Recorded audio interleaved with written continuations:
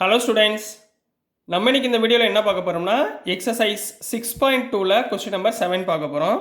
So question number 7ல் என்ன கொடுத்துருக்காங்கன்னா, show that y equal to log 1 plus x minus 2x by 2 plus x, comma இந்த function x greater than minus 1 is an increasing function of x throughout its domain. அதாவது என்ன சொல்லியிருக்காங்க, நம்ம இந்த கொடுத்துருக்க function வந்து இன்க்ரீசிங் ஃபங்க்ஷனாக இருக்கும். எப்போ இன்க்ரீசிங் ஃபங்க்ஷனாக இருக்கும்னா, எக்ஸோட வேல்யூ கிரேட்டர் தென் -1 இருக்கிறப்ப இந்த ஃபங்க்ஷன் இன்க்ரீஸாக இருக்கும்னு நீங்கள் ஷோ பண்ணுங்கன்னு சொல்லியிருக்காங்க.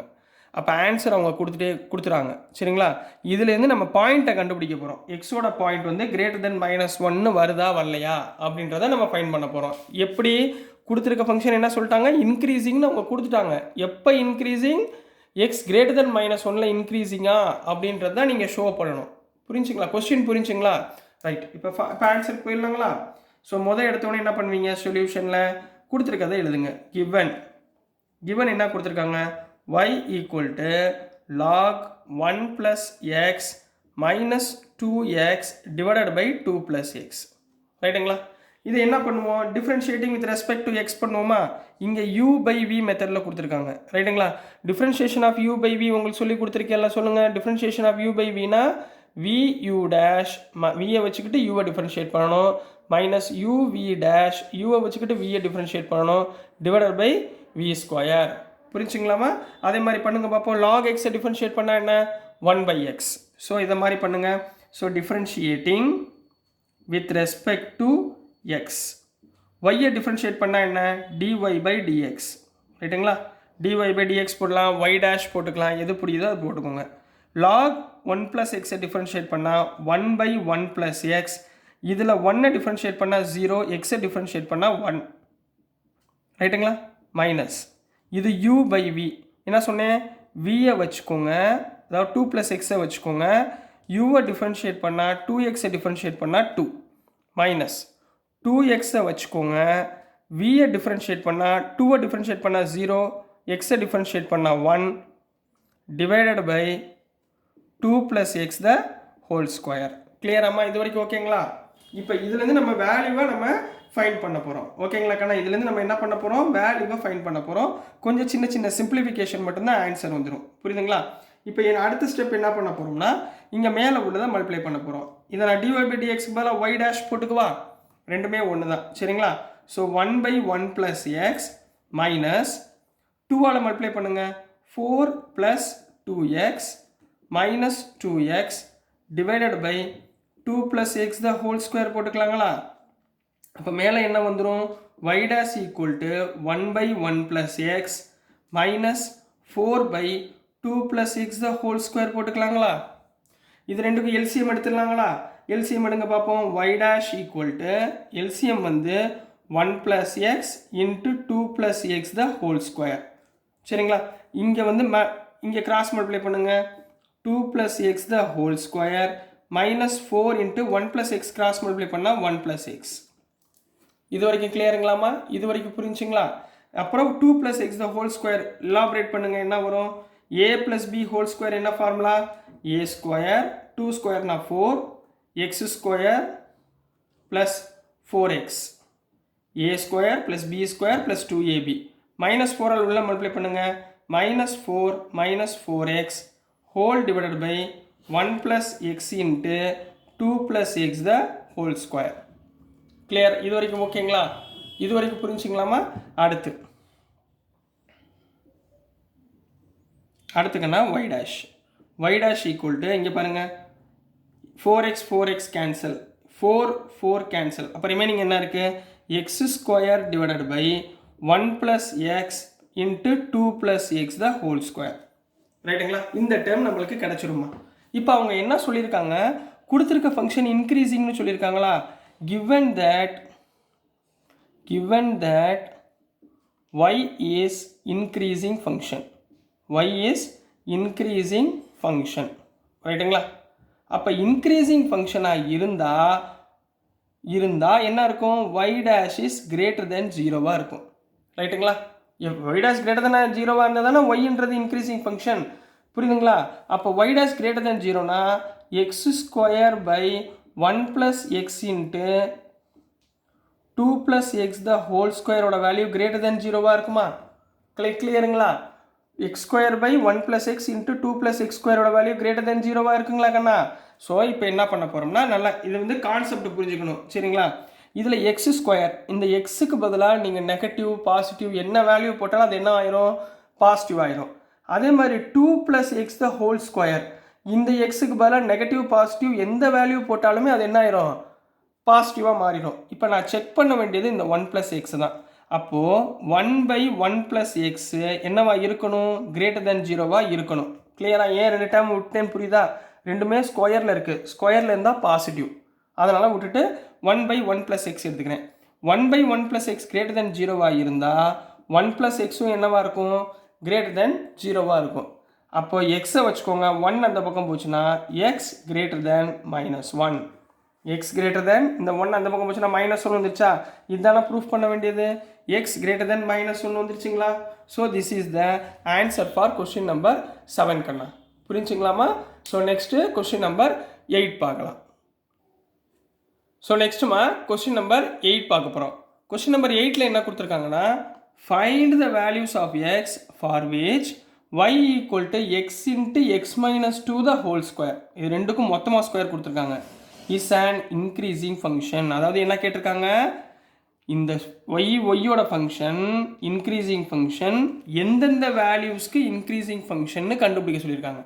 எக்ஸுடைய எந்தெந்த வேல்யூஸ்க்கு ஃபைண்ட் த வேல்யூ, எந்தெந்த வேல்யூஸ்க்கெலாம் இந்த ஃபங்க்ஷன் இன்க்ரீசிங்னு நீங்கள் ஃபைண்ட் பண்ணி சொல்லுங்கள் அப்படின்னு கேட்டிருக்காங்க. கொஸ்டின் புரிஞ்சுங்களா? அஸ் யூஷுவல் சேம் மெத்தட், ஒரே மெத்தட் தான். நீங்கள் அதே தான் பண்ண போகிறீங்க. இப்போ பாருங்கள், சொல்யூஷன் கொடுத்துருக்கிறது என்ன? Given y equal to x into x minus 2 the whole square. இதை எக்ஸ்பேண்ட் பண்ணுங்கள். y equal to x square மட்டும் ஸ்கொயர் உள்ளே வந்துடுங்க. X square into x minus 2 the whole square போட்டுக்கலாங்களா? இப்போ எக்ஸ் மைனஸ் 2 த ஹோல் ஸ்கொயர்னா a minus b whole square ஃபார்முலாவில் போடலாங்களா? போடுங்க பார்ப்போம். y equal to x square into a ஸ்கொயர்னா எக்ஸ் ஸ்கொயர் ப்ளஸ் பி ஸ்கொயர்னா 4 மைனஸ் 2ab-னா 4x. இந்த எக்ஸ் ஸ்கொயரால் உள்ள மல்டிப்ளை பண்ணுங்க. y equal to X power 4 plus 4x square minus 4x cube. இதுதான் கண்ணா y. கிளியரா? இது வரைக்கும் ஓகேங்களா? இப்போ அடுத்து நம்ம என்ன பண்ண போகிறோம், இந்த மூணுலேயும் காமனாக எதாவது இருக்கான்னு பார்த்துட்டு சிம்பிளை பண்ண போகிறோம். அடுத்து டிஃப்ரென்ஷியேஷன். இப்போ differentiate with respect to x. ரைட்டுங்களா? இதை டிஃப்ரென்ஷியேட் பண்ணுங்கள். ஒய்யை டிஃப்ரென்ஷியேட் பண்ணால் dy பை dx போட்டுக்கலாங்களா? dy பை dx போட்டுக்கலாம், அல்லது y டேஷ்னு போட்டுக்கோங்க. ரெண்டில் எது போட்டாலும் வேல்யூ சேம் தான். சரிங்களா? எக்ஸ் பவர் 4-ஐ டிஃப்ரென்ஷியேட் பண்ணால் 4x கியூப். எக்ஸ் ஸ்கொயரை டிஃப்ரென்ஷியேட் பண்ணால் 2 முன்னாடி வந்துச்சுன்னா ப்ளஸ் 8x, 3 முன்னாடி வந்துச்சுன்னா மைனஸ் 12x ஸ்கொயர். கிளியரா? இது உங்களுக்கு நல்லா தெரியும்ல? இதை ஆர்டராக எழுதிக்கோங்க. y dash equal to 4x cube minus 12x square plus 8x எழுதலாமா? இது மூணுலேயுமே காமனாக என்ன இருக்குது பாருங்கள், 4 காமனாக இருக்குது, எக்ஸு காமனாக இருக்குது. அப்போ y dash equal to 4 into X காமனாக எடுத்துட்டிங்கன்னா உள்ளே என்ன வரும்? X square minus 3x plus 2. இது வரைக்கும் கிளியராமா? இது வரைக்கும் புரிஞ்சுங்களாமா? இப்போ இதை நான் ஃபேக்டர் பண்ண போகிறேன். 2-ஐ ஃபேக்டர் பண்ணால் -2 -1. சரிங்களா? அப்போ y dash equal to 4x into X square minus 2x minus X plus 2. இதுலேயும் காமனாக என்ன இருக்குது? 4x இன்ட்டு, சரிங்களா? இதுலேயும் காமனாக என்ன இருக்குது? 4x இன்ட்டு எக்ஸு காமனாக எடுத்திங்கன்னா எக்ஸ் மைனஸ் 2, இங்கே -1 காமனாக எடுத்திங்கன்னா எக்ஸ் மைனஸ் 2. ஃபேக்டரைஸ் பண்ணுறேன். அப்போ 4x இன்ட்டு என்ன வந்துடும்? எக்ஸ் மைனஸ் 1 ஒரு டேர்ம், எக்ஸ் மைனஸ் 2 ஒரு டேர்ம். இதுதான் y டேஷ். சரிங்களா? அதாவது dy பை dx. இது வரைக்கும் ஃபைன் பண்ணியாச்சுங்களாமா? இது வரைக்கும் புரிஞ்சுங்களா? இப்போ ரைட். இப்போ இங்கே y டேஷ்க்கு பிறகு நம்ம என்ன போடுவோம்? Put y dash equal to 0ன்னு அப்ளை பண்ணுவோமா? y டேஷ் ஈக்குவல் டு 0னா இங்கே என்ன வந்துடும்? 4x into x minus 1 into x minus 2 equal to 0ன்னு வருங்களா? அப்போ எனக்கு ஒவ்வொரு வேல்யூவாக போடுங்க. ஃபஸ்ட்டு வேல்யூ என்ன?